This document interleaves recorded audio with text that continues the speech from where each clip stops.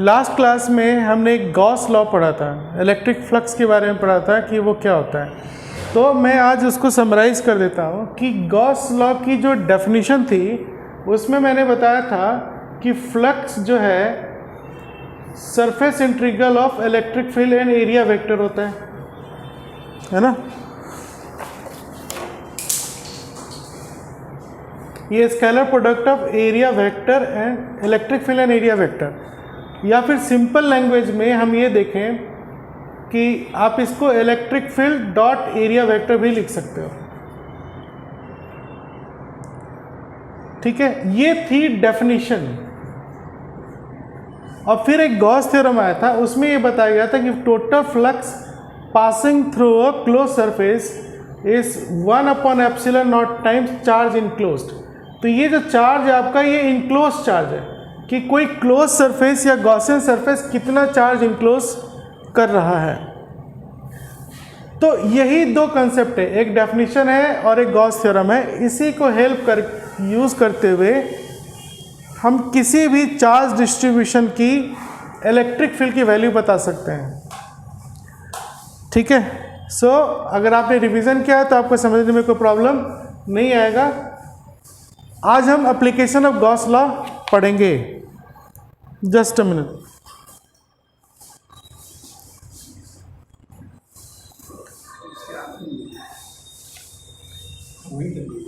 Okay, अब आप देखें कि गॉस लॉ का जो फर्स्ट एप्लीकेशन है वो क्या है। ये आपके सिलेबस में भी है, बोर्ड थ्योरी में भी आती है। तो सबसे पहला एप्लीकेशन है आपका to find electric field due to an infinitely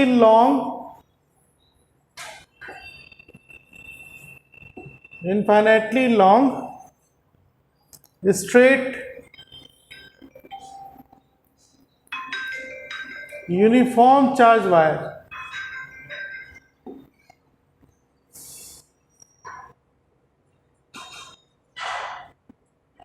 ठीक है,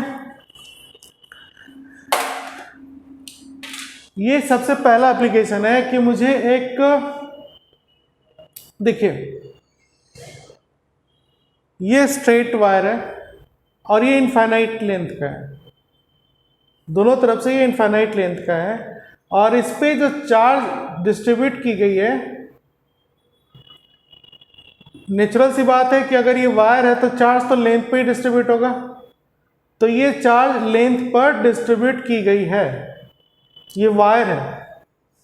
तो ये आपको मैंने बताया था कि अगर चार्ज को लेंथ पर डिस्ट्रीब्यूट करें तो ऐसे चार्ज डिस्ट्रीब्यूशन को हम क्या कहते हैं, लीनियर चार्ज डेंसिटी, उसे लैम्डा से डिनोट किया जाता है। तो मान लीजिए ये लीनियर चार्ज डेंसिटी आपकी लैम्डा है, तो हम लिखेंगे let linear charge density is lambda. अब मुझे इस डिस्ट्रीब्यूशन की वजह से ये देखना है कि इसमें क्या इलेक्ट्रिक फ्लक्स हो सकता है। इस लाइन चार्ज की इससे परपेंडिकुलर डिस्टेंस P पॉइंट पर, मान लो मुझे P पॉइंट पर इलेक्ट्रिक फील्ड निकालनी है और गॉस थ्योरम का यूज करना है। ये P पॉइंट इस वायर से मान लेते हैं R डिस्टेंस पर है। अब कंसेप्ट ये कहता है कि अगर आपको गॉस लॉ की एप्लीकेशन करनी है या उसे अप्लाई करना है तो जो चार्ज है उसको एक क्लोज सरफेस में लाना होगा। तो इस चार्ज को क्लोज सरफेस के अंदर लाने के लिए इमेजिन करो मुझे कौन सा शेप चाहिए, कौन सी बाउंड्री होगी जो इस चार्ज को कवर अप कर ले। तो ये पॉइंट है R डिस्टेंस पर। अगर मैं इस वायर के अबाउट इस R डिस्टेंस को ऐसे घुमाऊं सर्कल में तो एक सर्कल आ जाएगा। समझ रहे हो मैं क्या कह रहा हूँ। ये R डिस्टेंस से P निकालना है, ये P तो कहीं भी हो सकता है ना, इस वायर के सामने इधर इधर इधर इधर इधर इधर ऐसे घुमाएंगे तो पूरा ये सर्कल हो जाएगा। ठीक है, और इस सर्किल को अगर आप ऊपर कवर करो और नीचे कवर करो तो पूरा क्या बन जाएगा, सिलेंडर। तो कहने का मतलब अगर मैं R रेडियस का एक सिलेंडर एज्यूम कर लूं,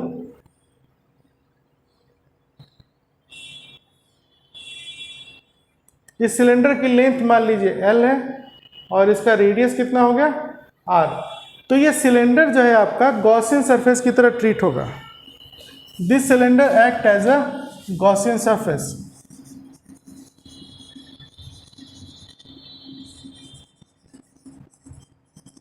अब जैसे ही मैंने गॉसियन सरफेस आइडेंटिफाई कर लिया कि इस लाइन चार्ज के लिए मुझे गॉसियन सरफेस आइडेंटिफाई हो गया, वो सिलेंडर है, तो अब हम इलेक्ट्रिक फील्ड बना सकते हैं, निकाल सकते हैं यहाँ पर।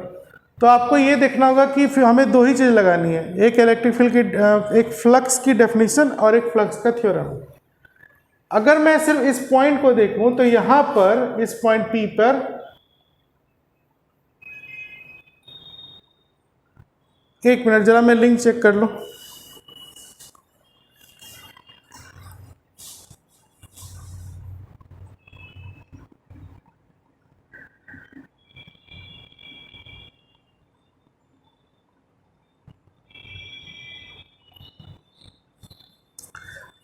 ओके, अब आप ये देखिए, मुझे गॉसियन सरफेस मैंने बना लिया। अब मुझे इस पॉइंट P पे देखें तो ये पॉजिटिव चार्ज की इलेक्ट्रिक फील्ड किधर जाएगी, बाहर की तरफ। और अगर मैं यहाँ पर एक एलिमेंट्री एरिया ले लूँ तो इसका एरिया वेक्टर किधर जाएगा, बाहर की तरफ। ये जो एरिया वेक्टर है मैंने एलिमेंट्री लिया, एक्चुअली मुझे टोटल सरफेस एरिया चाहिए, तो वो एक सिलेंडर का पूरा कर्व सरफेस होगा। ठीक है, कर्व सरफेस क्यों लेंगे, क्योंकि electric field lines curve surface को ही इंटरसेप्ट कर रही है, ऊपर या नीचे इंटरसेप्ट नहीं कर रही है। तो इस केस में चूंकि इलेक्ट्रिक फील्ड लाइन इस सिलेंडर से कर्व सरफेस से बाहर निकल रही है, तो मुझे इस कर्व सरफेस का ही एरिया चाहिए। तो अगर मैंने कोई पॉइंट P लिया और यहाँ पे एलिमेंट्री एरिया ds लिया जो कि इससे नॉर्मली बाहर जा रही है, इलेक्ट्रिक फील्ड भी बाहर जा रही है, तो अब हम क्या करेंगे, सबसे पहले हम ये देखेंगे कि डेफिनेशन अप्लाई करना है, फ्लक्स का डेफिनेशन। तो by definition of flux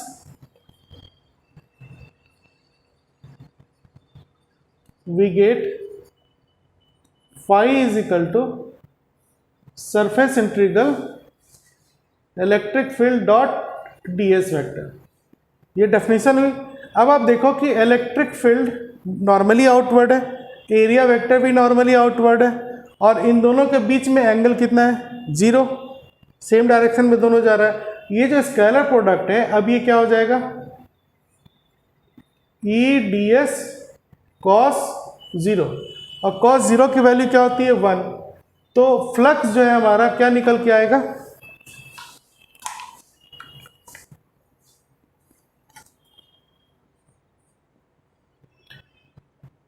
surface integral E D S cos 0 की वैल्यू 1 हो गई। अब हम इस फ्लक्स को, चूंकि हमें इलेक्ट्रिक फील्ड निकालनी है तो इसकी वैल्यू बाहर ले लो। अब ये आ जाएगा इंटीग्रल डी एस। अब आप ये देखिए कि ये टोटल सरफेस एरिया कहलाएगा। तो एक सिलेंडर का टोटल सरफेस एरिया क्या होता है, 2 पाई आर एच, आपने क्लास 10 में पढ़ा होगा। तो ये हो जाएगा 2 पाई आर एल। तो फाइनली हम कह सकते हैं कि फ्लक्स जो होगा वो E इंटू 2 पाई आर एल हो गया। ये इक्वेशन 1 ले लेते हैं। L इसकी हाइट ऑफ सिलेंडर हो गई, R इज रेडियस। तो ये फ्लक्स आया डेफिनेशन से। अब हम क्या करेंगे, गॉस थ्योरम अप्लाई करेंगे। आप इसे नोट करें, मैं आपको 1 मिनट का टाइम दे रहा हूं, 1 मिनट में फटाफट इसको नोट कीजिए।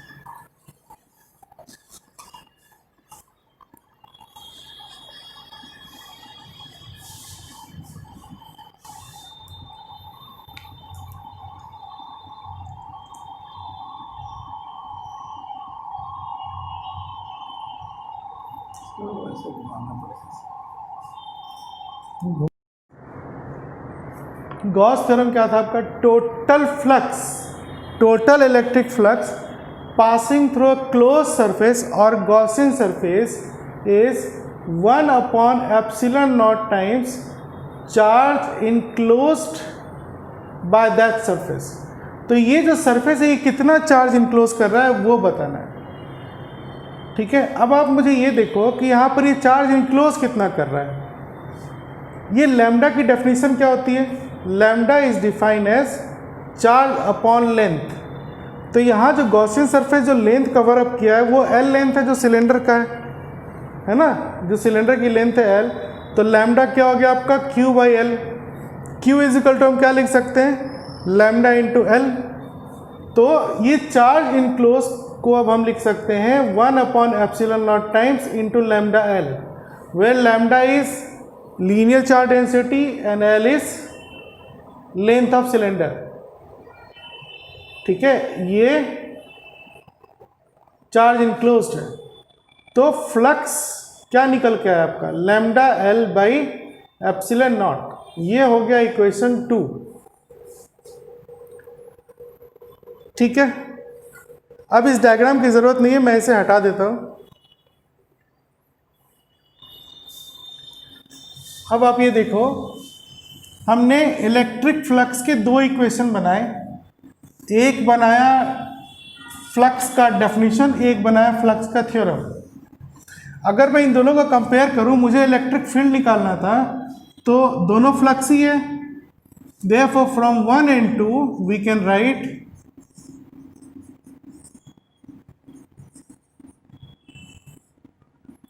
E into 2 pi RL is equal to lambda L by epsilon naught। अब ये L और ये L कैंसिल हो जाएगा, तो इलेक्ट्रिक फील्ड क्या निकला आपका? LL तो कैंसिल हो चुका है। इधर बचा आपका लैम्डा बाई एप्सिलॉन नॉट और इधर बचा 2 पाई आर, ये इधर डिवाइड हो गया। तो हम इलेक्ट्रिक फील्ड को लिख सकते हैं lambda by 2 pi epsilon naught into R. ये थ्योरी हो गई। एक लाइन चार्ज के इलेक्ट्रिक फील्ड से क्या डेरिवेशन आ रहा है। तो मैंने गॉस थ्योरम को यूज़ करते हुए, या एक गॉस का जो एप्लीकेशन है, एक इनफाइनाइट लाइन चार्ज का इलेक्ट्रिक फील्ड निकाल लिया। अब ये आपका थ्योरेटिकल वैल्यू है। जब हम न्यूमेरिकल बनाएंगे तो न्यूमेरिकल में मुझे कूलम्ब कांस्टेंट यूज़ करना पड़ता है। कूलम्ब कांस्टेंट होता है 1/4 पाई एप्सिलॉन नॉट, है ना, और इसकी वैल्यू होती है 9 × 10⁹। तो न्यूमेरिकल बनाने के लिए मुझे इसी फॉर्मूले को क्या लिखना पड़ेगा? 1/4 pi epsilon naught 2 lambda by R, ठीक है ना। वो 2 पाई एप्सिलॉन नॉट है, मैंने 2 पर मल्टीप्लाई कर दिया। तो जब आप न्यूमेरिकल बनाएंगे तो इसकी वैल्यू आसानी से आप ये रख सकते हैं, या फिर आप इसे ऐसे लिख सकते हैं 2k lambda by R. k is Coulomb's constant. तो ये डिफरेंट फॉर्मेट है, सबका मतलब एक ही है। अब आप ये देखो कि इनफाइनाइट लाइन चार्ज की इलेक्ट्रिक फील्ड तो आ गई। ये इलेक्ट्रिक फील्ड में क्या दिख रहा है आपको? लैम्डा कांस्टेंट है, आर कांस्टेंट है, एप्सिलॉन नॉट कांस्टेंट है। नहीं, आर कांस्टेंट नहीं है। Lambda 2 pi epsilon not constant है।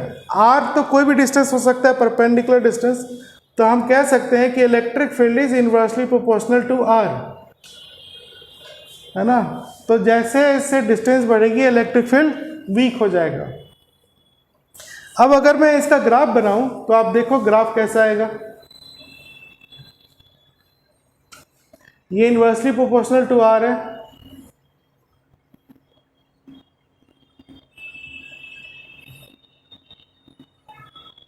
ये रिलेशन हो गया, ठीक है। For a line charge electric field is inversely proportional to line charge, okay. अब हम पढ़ेंगे दूसरा एप्लीकेशन, और वो है हमारा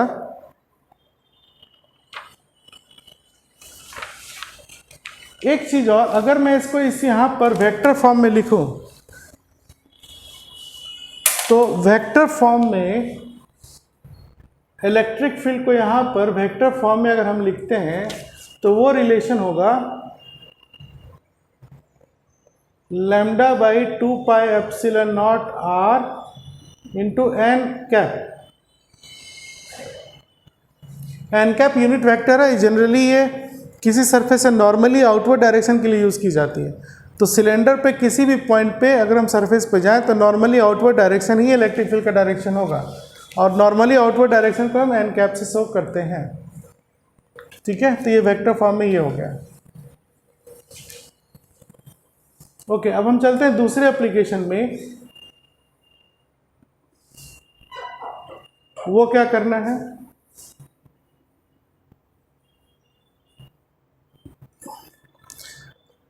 second application of Gauss law to find electric field due to a uniformly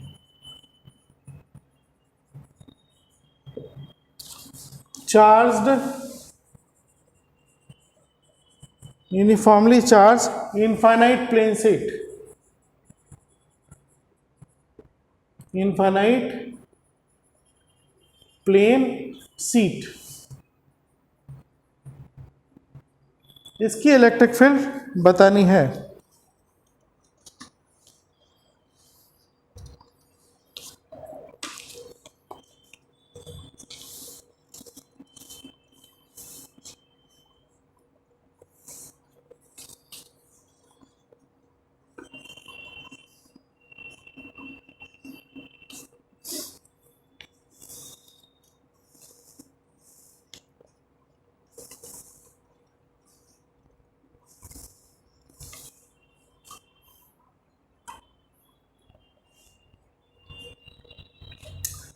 ठीक है, मान लीजिए ये आपकी सीट है।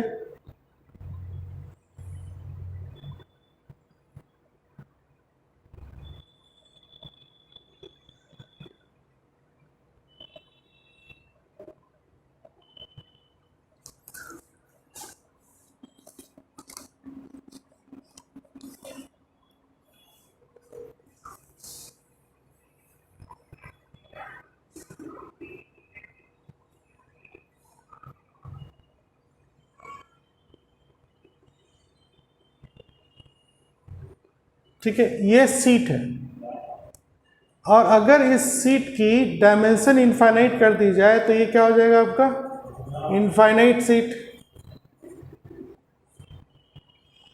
ठीक है, इसका नाम दे दीजिए PQRS। और इस पे चार्ज जब डिस्ट्रीब्यूट होगी तो सीट पे तो दो सरफेसेस होंगे, एक इस तरफ है एक बैक साइड है, तो ये सारे सरफेसेस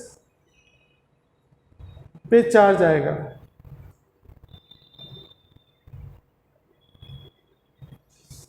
ठीक है,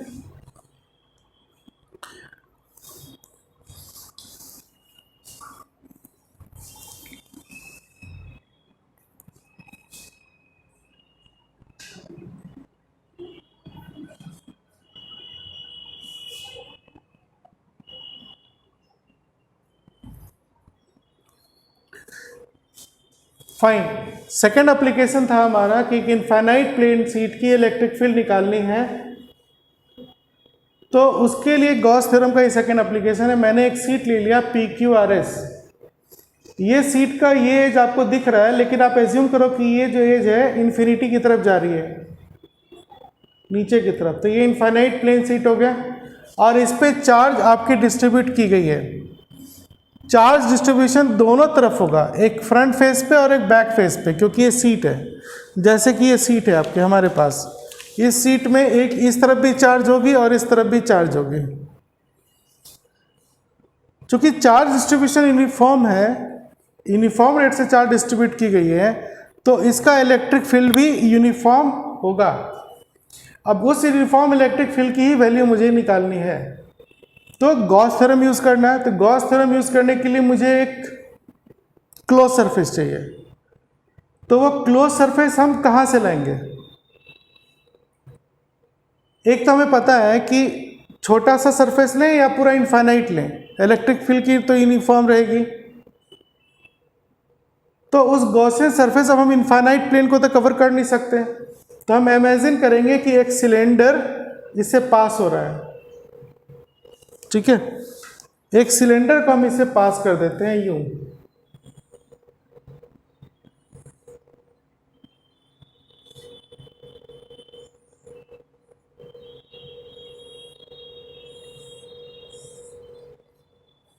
ये एक सिलेंडर इसके से पास हो गया। जैसे ये पेन को अगर मैं अगर पेपर से पास कर दूं, तो ये सिलेंडर इससे पास हो रहा है। जहां पर इस तरफ से देखा जाए, इस सिलेंडर की क्रॉस सेक्शनल एरिया हमने ए ले लिया, जो हर जगह सेम है।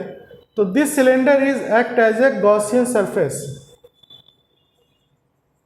गॉसियन सरफेस, और इसका क्रॉस सेक्शनल एरिया क्या हो गया आपका ए। अब आप देखिए कि इस फेस में जो भी चार्ज इनक्लोज्ड है वो हम कैसे निकालेंगे। ये पूरा चार्ज जो है सरफेस पे डिस्ट्रीब्यूटेड है।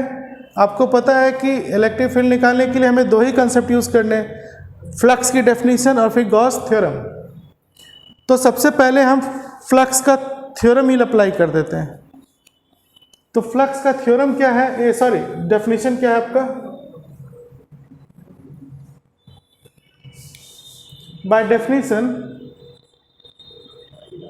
of flux we can write, अब यहाँ जो है सिलेंडर से जो फ्लक्स होगी वो दो सरफेसेस की होगी, क्योंकि चार्ज दो तरफ डिस्ट्रीब्यूटेड है, इस तरफ भी और उस तरफ भी। तो इधर से जो फ्लक्स दिख रहा है वो मान लो φ1 है, और इस तरफ से जो फ्लक्स दिख रहा है वो φ2 है। दोनों तरफ से इलेक्ट्रिक फील्ड बाहर ही जाएगी, क्योंकि चार्ज है, इस फेस पे पॉजिटिव चार्ज है, इसकी इलेक्ट्रिक फील्ड इधर भी पॉजिटिव चार्ज है, इसकी इलेक्ट्रिक फील्ड उस तरफ। ये चीज समझ में आ रहा है आप लोगों को?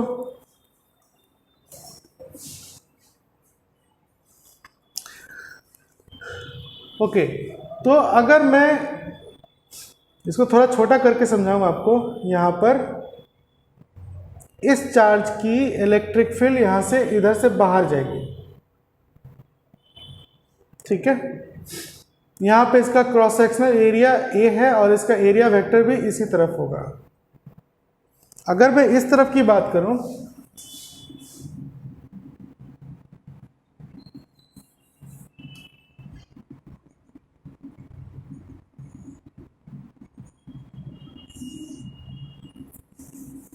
तो यहां भी इलेक्ट्रिक फील्ड बाहर जाएगा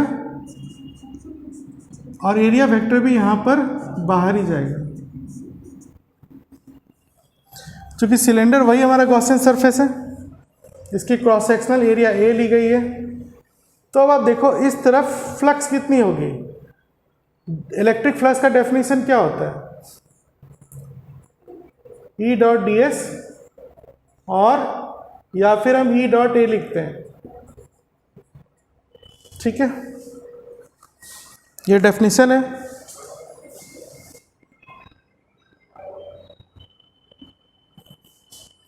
फाइन। अब आपको मैंने बताया कि सीट के दोनों साइड फ्लक्स होगा, एक लेफ्ट साइड और एक right side. So total electric flux is sum of flux through right hand side of seat plus flux through left hand side of seat. अब अगर आप ध्यान दें तो ये जो टोटल फ्लक्स आ रही है आपकी राइट हैंड में, दोनों का डायरेक्शन सेम है, तो ये हो गया E इंटू ए प्लस ये राइट हैंड साइड का हो गया। फ्लक्स चूंकि स्केलर क्वांटिटी है तो हमें यहाँ डायरेक्शन कंसिडर करने की जरूरत नहीं है, तो ये सिंपली ऐड हो जाएगा और डायरेक्शन इन्वॉल्व होगा नहीं, इधर पॉजिटिव है इधर भी पॉजिटिव है।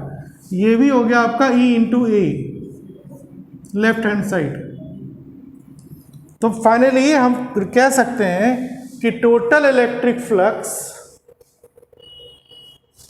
कितना आया आपका? 2EA। ये फर्स्ट इक्वेशन हो गया। मैंने इसको डेफिनेशन से यूज किया है। अब मुझे क्या अप्लाई करना है? Gauss theorem. तो अगर मैं गॉस थ्योरम अप्लाई करूं तो अकॉर्डिंग टू गॉस थ्योरम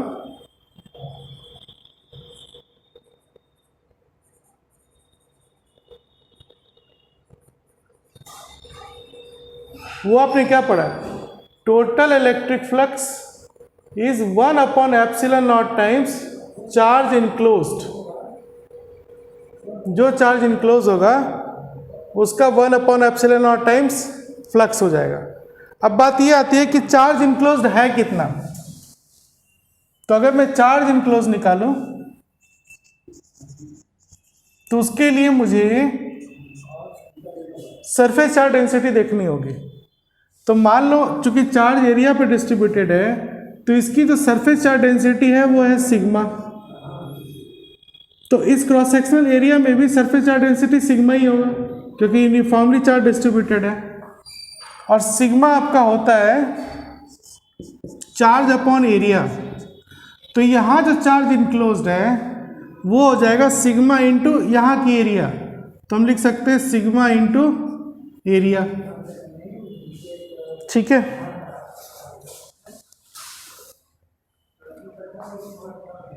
तो ये जो फ्लक्स है, अब मैं अगर डायरेक्ट हटा दूं डायग्राम तो total electric flux is 1/ε0 times sigma into ए।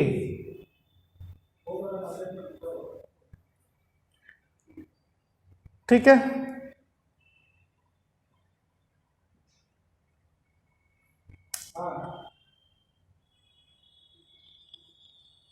अब इन दोनों को अगर मैं इक्वेट कर दूं तो क्या निकलेगा आपका 2EA is equal to sigma A upon epsilon naught. Note कीजिए इसको।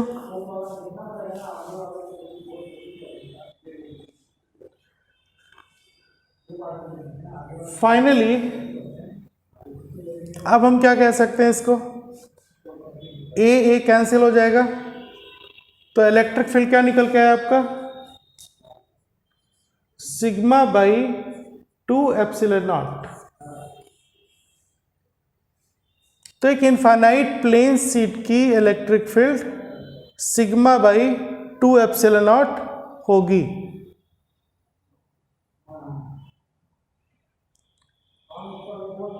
इतनी बात समझ में आई।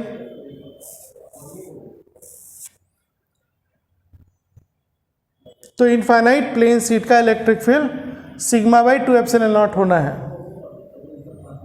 और ये शीट के सामने किसी पॉइंट पे होगा ये वैल्यू।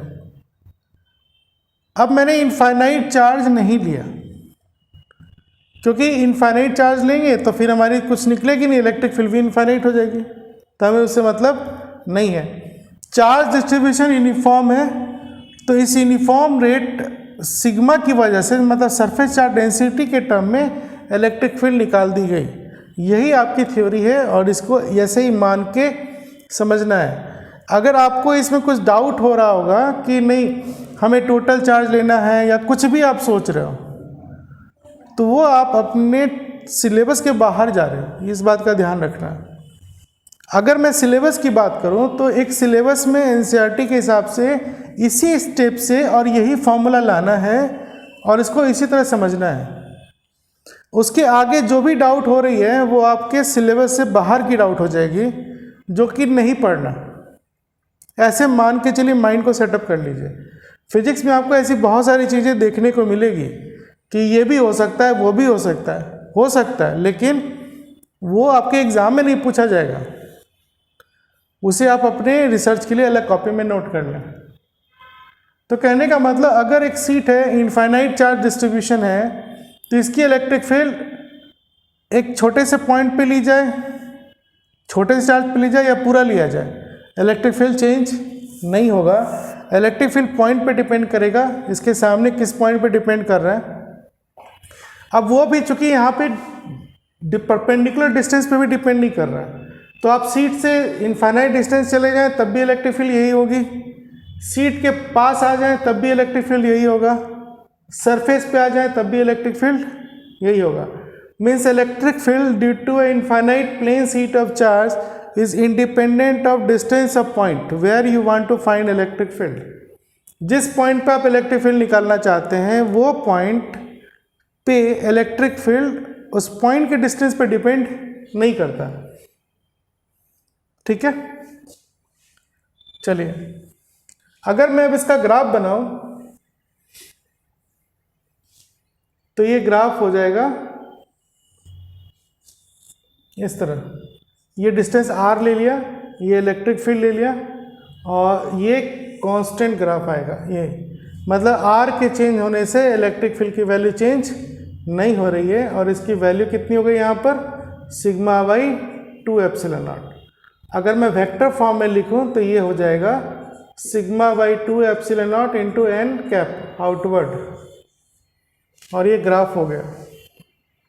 ये आपका सेकेंड एप्लीकेशन था.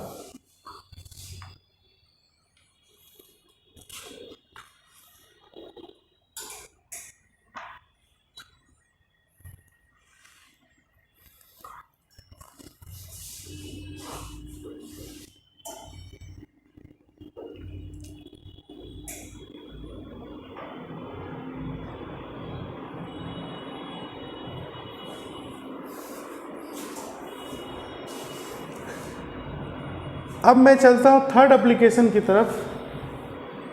वो है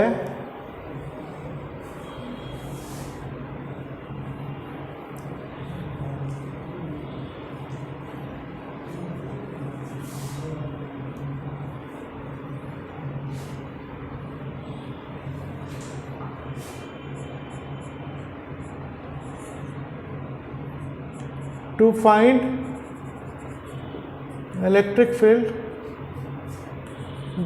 due to a uniformly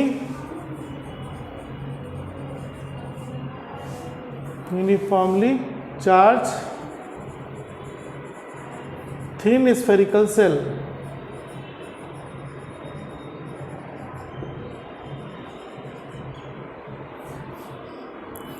ये आपका थर्ड एप्लीकेशन है गॉस थ्योरम का.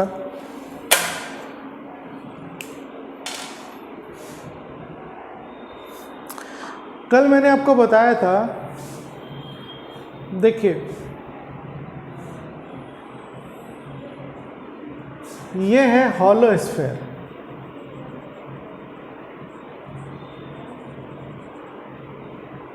ठीक है, अब ये हॉलो स्फीयर कंडक्टिंग भी हो सकता है या फिर नॉन कंडक्टिंग भी हो सकता है.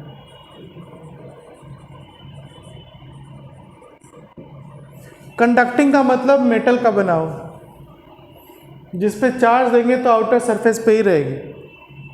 नॉन कंडक्टिंग का मतलब है कि चार्ज पूरे हर जगह चली जाएगी. तो अब ये चूंकि हॉलो स्फीयर है तो नॉन कंडक्टिंग होगा, तब भी अंदर तो खाली जगह है, चार्ज को अंदर जाने के लिए कुछ मटेरियल ही नहीं तो अंदर तो जाएगा नहीं. तो इसी हॉलो स्फीयर को हम कहेंगे थिन स्फेरिकल सेल. ये हो गया आपका थिन स्फेरिकल सेल. अब ये कंडक्टिंग हो या फिर नॉन कंडक्टिंग हो, दोनों केसेस में अगर आप इस पे चार्ज डिस्ट्रीब्यूट करेंगे तो वो चार्ज इसके सरफेस पे ही आएगा. सरफेस पे आने का मतलब इसमें सरफेस चार्ज डेंसिटी अप्लाई होगी. तो सरफेस चार्ज डेंसिटी क्या होता है?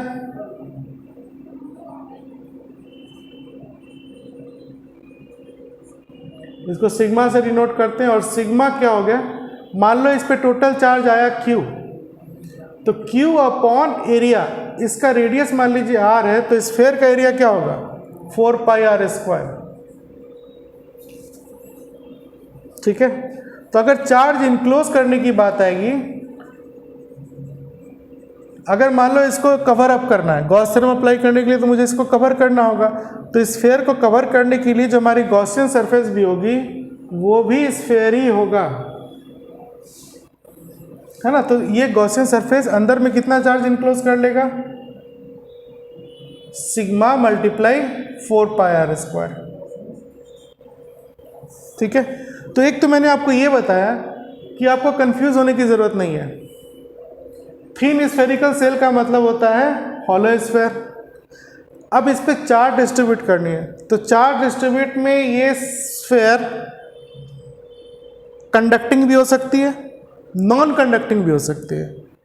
दोनों केस में अंदर तो कुछ है नहीं, खाली जगह है, तो चार्ज हमेशा बाहर ही आएगा। तो कंडक्टिंग थिन स्फेरिकल सेल हो, non conducting thin spherical shell हो, फॉर्मूला एक ही होगा इलेक्ट्रिक फील्ड का, उसके ग्राफ एक होंगे, उसकी ट्रीटमेंट भी एक ही होगी। बात समझ में आई? सब कुछ डिपेंड करता है कि चार्ज डिस्ट्रीब्यूशन कैसे हो रहा है। वहीं दूसरी तरफ अगर मैं बात करूं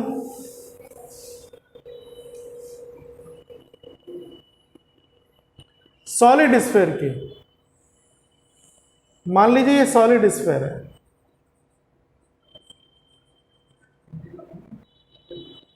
है ना। तो सॉलिड स्फेयर में हर जगह मटेरियल है, पूरा भरा हुआ है, इसकी रेडियस मान लीजिए आर है। अब अगर ये कंडक्टिंग हो गया, कंडक्टिंग सॉलिड स्फेयर है, कंडक्टिंग सॉलिड स्फेयर, तो इस पे आप जो भी चार्ज देंगे वो सारा चार्ज अंदर नहीं रहेगा। कंडक्टर की प्रॉपर्टी होती है कि इसके सारे चार्जेस इसके आउटर सरफेस पे आ जाएंगे। कंडक्टर के अंदर इनसाइड इलेक्ट्रिक फील्ड क्या होती है, जीरो। ये कंडक्टर की प्रॉपर्टी होती है, उसके सारे फ्री चार्ज सारे बाहर आ जाएंगे। अगर जो भी आप चार्ज दे रहे हैं इसको मान लो चार्ज करोगे तो वो तो फ्री चार्ज ही हुआ। तो जब आप चार्ज करोगे मतलब वो फ्री चार्ज है, तो वो फ्री चार्ज इसके अंदर नहीं रह सकता, वो फ्री चार्ज मूव करके बाहर आ जाएगा सरफेस पे। तो जैसे ही आप इसको चार्ज करेंगे तो फिर चार्ज डिस्ट्रीब्यूशन आपकी सरफेस चार्ज डेंसिटी ही हुई, और ये मैंने आपको बताया था क्या हो गया, Q/4πr²। बात समझ में है? तो अब आप ये समझ सकते हैं कि जो थ्योरी है, किसी किसी बुक में ना कितनी थ्योरी हो जाएगी, एक ये, एक दो और एक तीन थ्योरी बना करके उसको डिराइव कर दी जाती है। कंफ्यूजिंग टाइप का लगता है, जबकि कंसेप्ट सेम है। कंडक्टिंग सॉलिड स्फेयर हो, कंडक्टिंग हॉलो स्फेयर हो, नॉन कंडक्टिंग हॉलो स्फेयर हो, इन सब का इलेक्ट्रिक फील्ड एक ही होगा, इन सब का कंसेप्ट एक ही है, इन तीनों की थ्योरी एक है, इन तीनों का ग्राफ भी एक है। बात समझ में आ गया?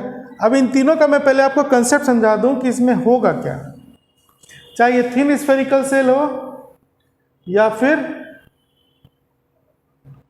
ये कंडक्टिंग सॉलिड स्फेयर हो। मैं नॉन कंडक्टिंग सॉलिड स्फेयर की बात नहीं कर रहा। नॉन कंडक्टिंग सॉलिड स्फेयर में क्या होगा कि चार्ज जो है पूरे वॉल्यूम में आ जाएगा, तो वो एक अलग हो जाएगा जो अभी आपको नहीं पढ़ना।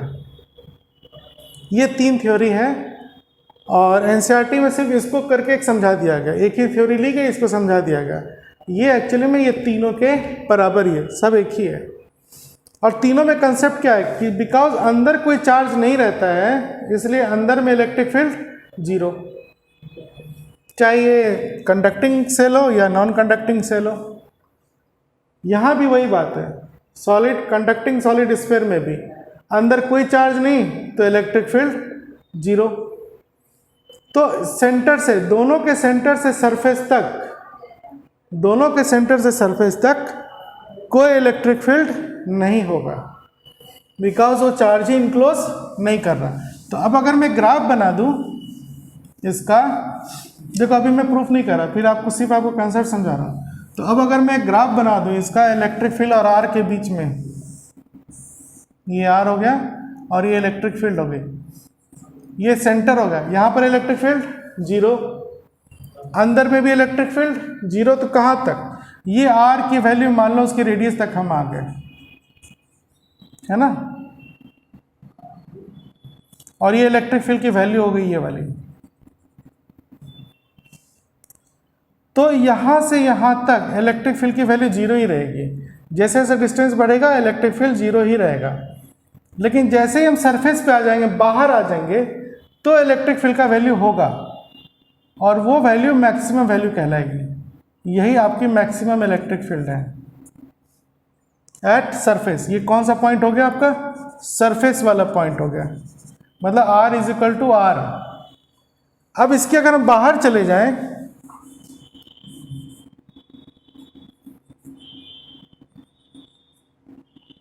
ये मैक्सिमम इलेक्ट्रिक फील्ड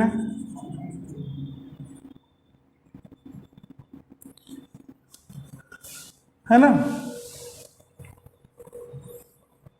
तो मान लो ये कुछ भी है, हॉलो स्फीयर है या कंडक्टिंग सॉलिड स्फीयर है, जिसकी रेडियस है R, अंदर इलेक्ट्रिक फील्ड जीरो हो गया, सारे चार्ज बाहर हैं, है ना, सारे चार्ज बाहर है। अब मैं अगर सरफेस की बात करूं, यहाँ पर इलेक्ट्रिक फील्ड क्या है, तो सरफेस पे अगर हम ये मान के चलेंगे कि ये सारा चार्ज जो है कंसंट्रेट हो गया इसके सेंटर पे, थोड़ी देर के लिए मान लेंगे, सरफेस पे आ गए तो या छोड़ो, सरफेस पे हम बात भी करते हैं, पहले बाहर का कोई पॉइंट ले लो, यहाँ पे P पॉइंट। अगर ये P पॉइंट काफ़ी दूर है, मेरी बात ध्यान से सुनना, सरफेस पे बाद में आएंगे, अगर ये P पॉइंट बहुत दूर है स्फीयर से, तो उस पॉइंट पे हमें ये स्फीयर नहीं दिखेगा, ये एक छोटा सा पॉइंट दिखेगा, पूरा स्फीयर। अब स्फीयर पे जो चार्ज है वो हमें क्या दिखेगा, यहाँ पर एक चार्ज आ गया, काफ़ी दूर जाने से ये रेडियस खत्म, वो स्फीयर मुझे एक पॉइंट चार्ज की तरह दिखेगा जिस पे टोटल चार्ज Q है। अब electric field due two point charge क्या होता है, R। अब ये सॉलिड स्फीयर कोलैप्स होके Q हो गया, जो कि कंडक्टिंग था, या थिन स्फेरिकल से कोलैप्स होके Q हो गया, काफ़ी दूर वाले पॉइंट पे, ठीक है। तो electric field due two point charge का फॉर्मूला क्या होता है, KQ/R², मतलब इलेक्ट्रिक फील्ड R² के इन्वर्सली प्रोपोर्शनल है। तो आउटसाइड पॉइंट पे ये ग्राफ हमारी पैराबोलिक होगी, यूं, electric field inversely proportional to R²। तो ये ग्राफ एक्चुअली में ये है ना, ये ग्राफ है आपका, यहां से सरफेस तक जीरो इलेक्ट्रिक फील्ड आप ऐसे शो कीजिए। ग्राफ एक्चुअली में ये है, इस बात को ध्यान दो, R तक जीरो और उसके बाद फिर यहाँ पे अचानक से मैक्सिमम और फिर ये इन्वर्सली प्रोपोर्शनल, ठीक है। अब अगर मैं सरफेस की बात करूँ, ये पॉइंट पे जैसे जैसे पास आएगा तो मुझे ये स्फीयर दिखेगा, जैसे जैसे पास आ जाएंगे तो बिल्कुल बड़ा दिखेगा। मतलब क्या हो रहा है, R की वैल्यू चेंज हो रही है, तो एक टाइम आएगा जब हम इसके सरफेस पे आ जाएंगे, तो सरफेस पे आते ही R क्या हो जाएगा, ये पॉइंट P यहाँ आ जाएगा, पॉइंट P यहाँ आने का मतलब R किसके बराबर हो गया, R। तो इसी फॉर्मूले में स्मॉल r की जगह कैपिटल R डाल दो, ठीक है। तो ये मैक्सिमम वैल्यू जो यहाँ पर होगी, ये मैक्सिमम है ना, ये हो गया आपका E maximum is equal to KQ/R², ठीक है। अब सरफेस चार्ज डेंसिटी क्या होता है, sigma is equal to Q/4πr², है ना। तो Q इज इक्वल टू क्या निकल के आएगा आपका, 4πr² इंटू सिग्मा,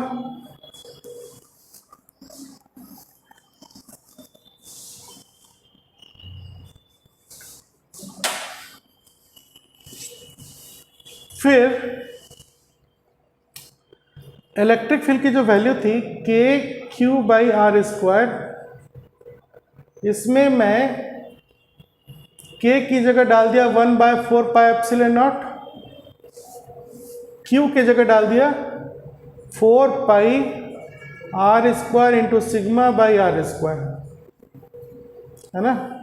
अब देखो क्या होगा, 4 पाई आर स्क्वायर, क्या बचा, सिग्मा बाई एप्सिलॉन नॉट।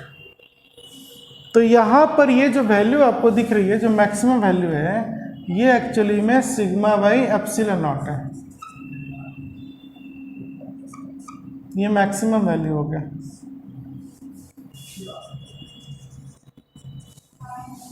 समझ में?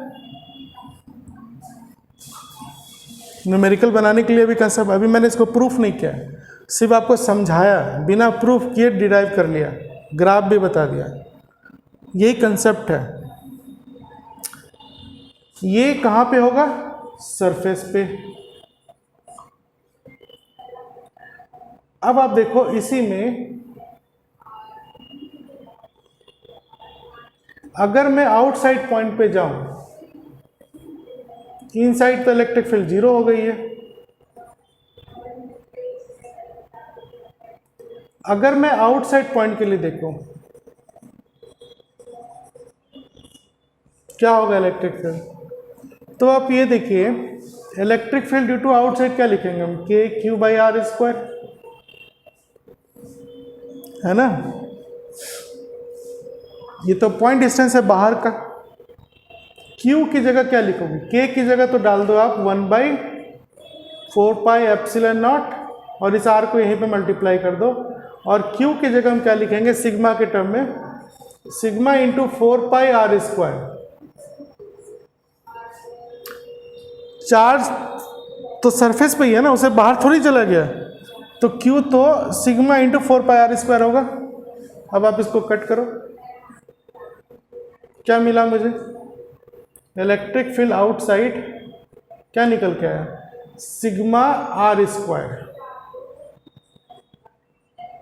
Divide by epsilon naught R square. ये हो गया, ये वैल्यूज हो गई सिग्मा के टर्म में, है ना। एक वैल्यूज क्या हो गई आपकी, कूलम कांस्टेंट के टर्म में क्या हो जाएगा, मैक्सिमम वैल्यू के Q by capital R square. Inside क्या हो गया 0, आउटसाइड क्या हो गया के क्यू बाई आर स्क्वायर। ठीक है, ये इलेक्ट्रिक फील्ड की वैल्यू हो गई सिग्मा के टर्म में, कूलम कांस्टेंट के टर्म में। ये आपका ग्राफ हो गया। ग्राफ एक्चुअली में इस तरह से है, अगर मैं फिर से बना दूं ग्राफ को, तो ये एक्स एक्सिस है, ये r इजिकल टू आर हो गया। तो पहले इलेक्ट्रिक फील्ड 0 होगी, यहाँ पर इलेक्ट्रिक फील्ड 0 हुआ, फिर मैक्सिमम हो जाएगा, और उसके बाद ये ऐसे जाएगा। ये ग्राफ है, this is maximum electric field जो सरफेस पे होगा। अब ये थ्योरी किस किस की हो गई, सबसे पहले आप क्या बोलोगे, किसका है ये, uniformly charge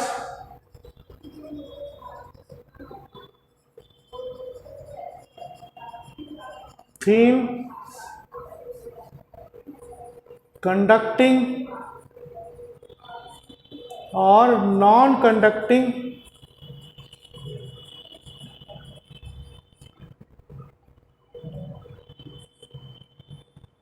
hollow non conducting spherical shell.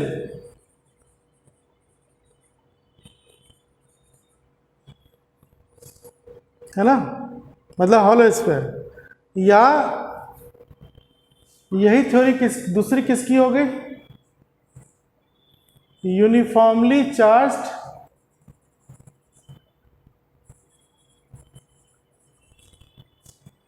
Solid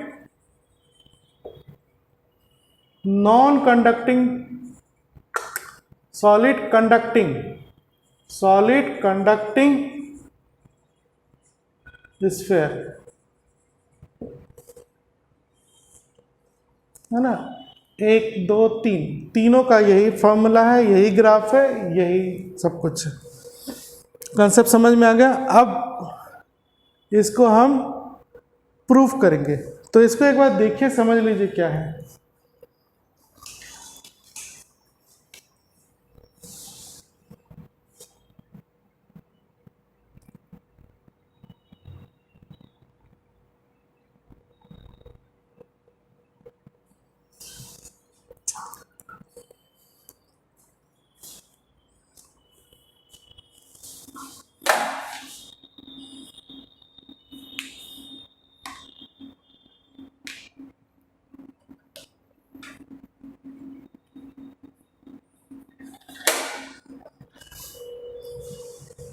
चलिए अब हम इसे प्रूफ करते हैं।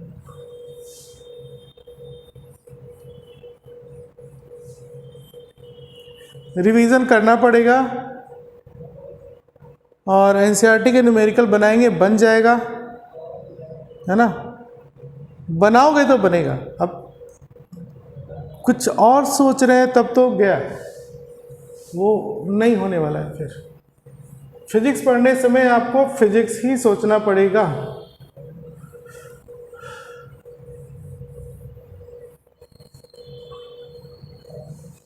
ठीक है, और ऐसा कुछ नहीं। अगर आपको ये सारी चीज़ें समझ में आ गई हैं तो आप न्यूमेरिकल बना लेंगे। आईआईटी लेवल या फिर जेईई मेन लेवल का 1-2 अगर सीख लेंगे, कुछ सैंपल मैं बता दूंगा तो एक्सपर्टीज आपकी आ जाएगी। लेकिन कुछ तो बेसिक पढ़ना पड़ेगा आपको खुद ही। जो बेसिक भी टीचर से पढ़ेंगे तो इसका मतलब हो गया, अगर मैं बेसिक न्यूमेरिकल भी आपको बताऊं फॉर्मूला बेस्ड, तो इसका मतलब ये हो जाता है कि एग्ज़ाम हॉल में आपसे नहीं बनेगा फिर, चाहे आप कितना भी मेहनत कर लो। समझ में आ रहा है? तो हर चीज़ रेडीमेड के लिए मत सोचना, बेसिक इजी क्वेश्चन बनाइए। मैं हमेशा बोलता हूँ स्टूडेंट को कि इजी क्वेश्चन बनाओ, टफ क्वेश्चन क्यों पकड़ते हो, मत बनाओ, इजी क्वेश्चन बनाओ, उससे आपको कॉन्फिडेंस मिलेगा तो आप टफ क्वेश्चन समझ सकते हो, या जहाँ थोड़ा मैथमेटिकल ट्विस्ट होगा उससे आप समझ सकते हैं। ठीक है, चलिए जो भी बुक है उससे बनाइए। अगर आपको ये नहीं समझ में आता है कि इजी है क्या है टफ है, तो क्वेश्चन तो पढ़ो ना, क्वेश्चन पढ़ो, उसमें जो डेटा है वो लिखो, फिर आपने जो फॉर्मूला लगाया वो लगा के देखो। नहीं बना कोई बात नहीं, दूसरे पे जाओ, तीसरे पे जाओ, सॉल्यूशन भी देख लो। अगर सॉल्यूशन ज़्यादा लेंदी लग रहा है और समझ में नहीं आ रहा है तो इसका मतलब वो मेरा काम है। लेकिन ऐसा करोगे तो आपसे बहुत कुछ बन जाएगा, कम से कम 10 में से 3 तो बनेगा, और वो 3 भी बनेगा तो आपको वो कॉन्फिडेंस देगा। चलिए सबसे पहले हम प्रूफ करते हैं इसे। तो सबसे पहला देखो, 3 रीजन लेना है मुझे स्फेरिकल सेल में। तो पहला रीजन हम क्या ले लेते हैं, ये स्फेरिकल सेल है, ठीक है, इसकी रेडियस मान लेते हैं r है, ये रेडियस r है, ये सेंटर हो गया, ये थिन स्फेरिकल सेल है।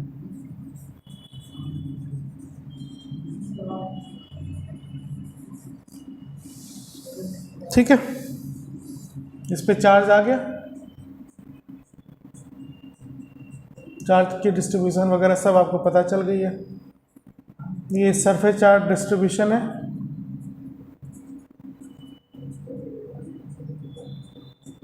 और ये सरफेस चार्ज डेंसिटी हो गया आपका सिग्मा, और ये रेडियस हो गया r। फाइन। अब आप ये देखिए कि मुझे करना क्या है।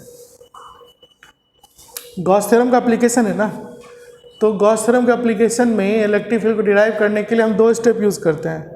पहला स्टेप होता है फ्लक्स का डेफिनेशन, दूसरा स्टेप होता है गॉस थ्योरम।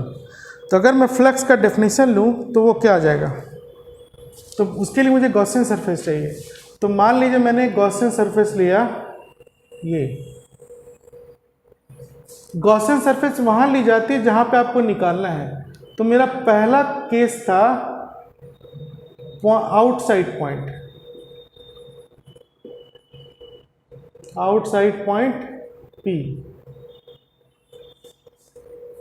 है ना, जो पॉइंट डिस्टेंस है वो रेडियस से ज़्यादा है।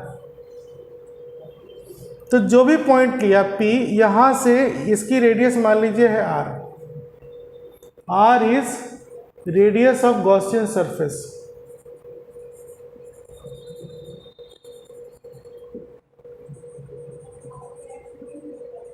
तो आउटसाइड पॉइंट है, सेल के बाहर है, ये गॉसियन सरफेस हुआ।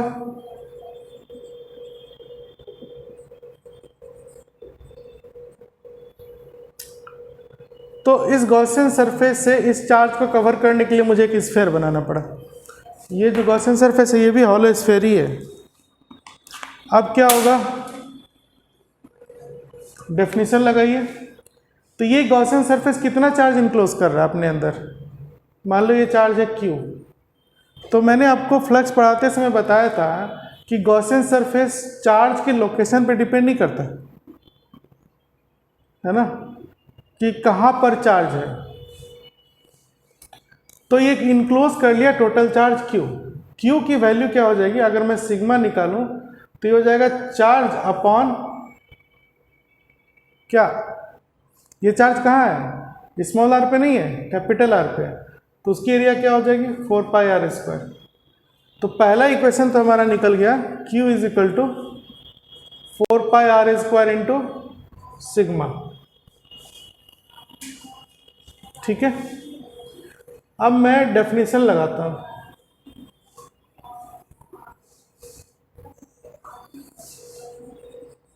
फ्लक्स का तो ये हो जाएगा इलेक्ट्रिक फील्ड इनटू एरिया। तो इसकी एरिया क्या होगी, ये जो डेफिनेशन होगी कहाँ के लिए लगेगी, गॉसियन सरफेस के लिए। तो ये एरिया हो गया आपका 4πr²।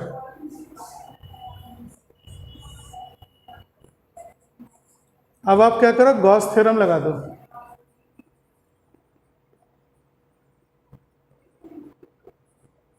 क्या हो जाएगा, flux is 1/ε0 times charge enclosed. तो चार्ज इनक्लोज कितना है 4πr² इंटू सिग्मा। तो 1/ε0 times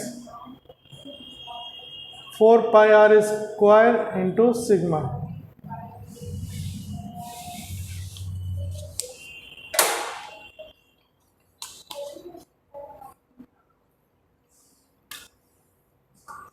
finally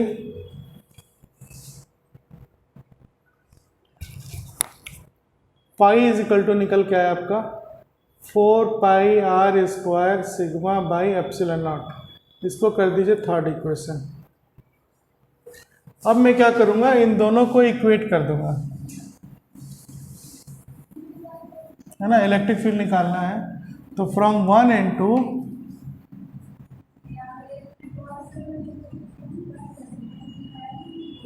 we get flux is equal to, sorry दोनों तो फ्लक्स ही है ये और ये। तो E into 4πr² to 4πr² sigma by ε0। 4π गया, क्या निकल के आया, सिग्मा r² बाई ε0 r²। या फिर ये हो जाएगा, वैल्यू वापस डालेंगे तो KQ बाई r²।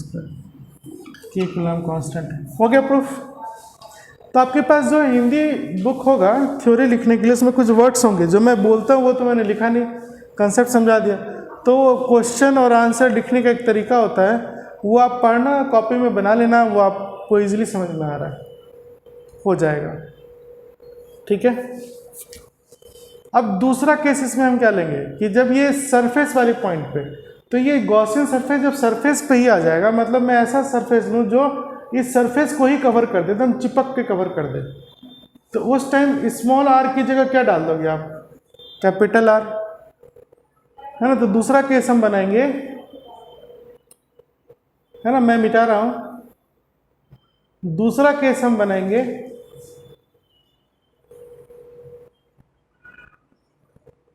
सरफेस वाले पॉइंट के लिए। तो सरफेस वाले पॉइंट पे क्या हो जाएगा, small r is equal to capital R। उसका डायग्राम भी बनाना पड़ेगा आपको। तो सेकेंड केस में आप डायग्राम ऐसे बना देना, बोर्ड एग्जाम डायग्राम बनाना पड़ेगा। तो इसको ऐसे कवर करते हुए ना पतला से ऐसे खींच देना, पास में लिख देना ये गॉसियन सरफेस है, चार्ज अंदर हो गया क्यों, ये गॉसियन सरफेस हो गया।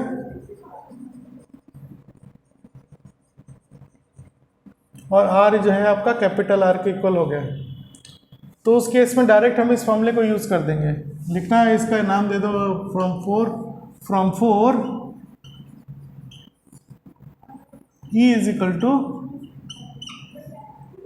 है ना, ये कट जाएगा फिर sigma R square by epsilon naught small r, इसकी जगह क्या लिख देंगे कैपिटल H स्क्वायर। तो ये क्या आ जाएगा आपका सिग्मा बाई एप्सिलॉन नॉट या फिर के Q by capital R square. ये हो गया आपका फिफ्थ पॉइंट। बस डायग्राम बनाना और इसको ऐसे लिख देना, ये हो गया। अब हम आते हैं तीसरा पॉइंट, ये केस 2 था आपका, केस 2। तीसरा पॉइंट अब मुझे लगता है बताने की जरूरत नहीं है, मैं सिर्फ डायग्राम बना देता हूँ नीचे में, इसको मिटा रहा हूँ मैं।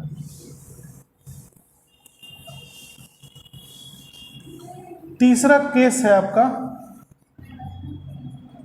Inside point, inside cell. तो ये आपका सेल है, चार्ज इधर है,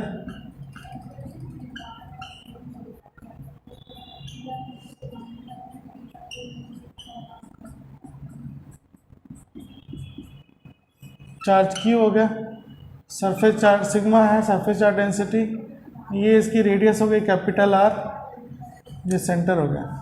अब गॉसियन सरफेस हम अंदर ले रहे हैं R रेडियस का, ये गॉसियन सरफेस हो गया।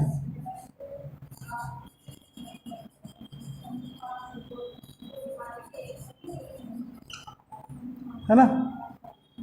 तो अब आप देखो, जब आप ये P पॉइंट पे निकालोगे इलेक्ट्रिक फील्ड, ये तो इनसाइड पॉइंट हो गया P पॉइंट पे एट P, और ये क्या आपका R is less than R।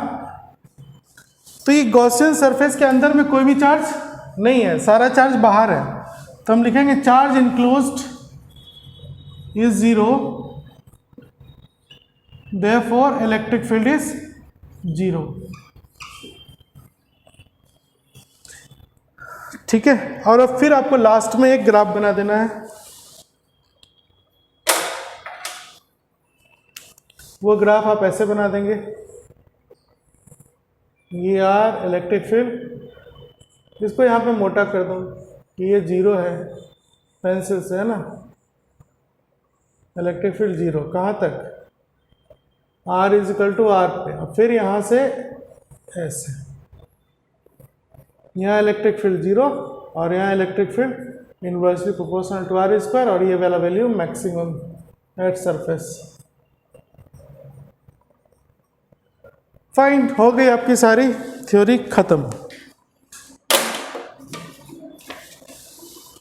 ये थ्योरी आपका खत्म हो गया, और इसके साथ ही इलेक्ट्रोस्टैटिक्स भी का पहला chapter electric charge and field खत्म हो गया।